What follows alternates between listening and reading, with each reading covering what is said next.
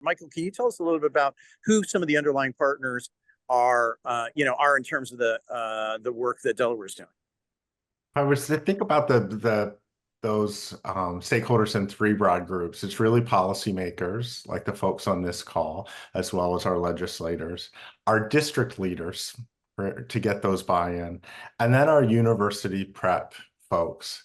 And as I think back to how we got buy-in, it was really focused on some really simple talking points that resonated with everyone. The three that I used quite often, and use these slides over and over and over in presentations. One was that leadership matters, and that we were tracking um, teacher turnover in the state, right? Everybody should be doing that. Anytime there's movement in the state, we send out a mobility survey. You change buildings, you change districts. When our Secretary of Education turned over, she called me. She's like, I'm not filling out your survey, but I want you to know that it triggered a survey to me. What we found is when we asked teachers, pick the three reasons why this changes, over 40% year after year say it's because of leaders. So here we are in a teacher shortage, and we know that leaders are a tool that we need to rely on for retention. So I often use that. The second one was always scaring folks a little bit with retirement numbers. It's gotten better, but early on, I would share that over 40% of our leaders are eligible for retirement within 5 years. Right? That's scary to a superintendent when they start thinking, oh my goodness, who's going to fill those vacancies? Now, do 40% actually take us up on that offer of retirement? No, thank goodness.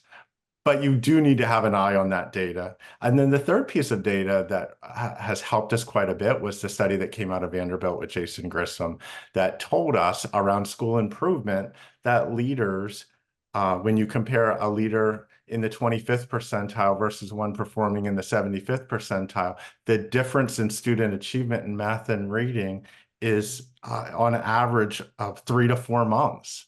So as we're investing so much in high quality instructional materials and all of these other products that are promising us that school outcomes are going to improve for kids, really it's the people.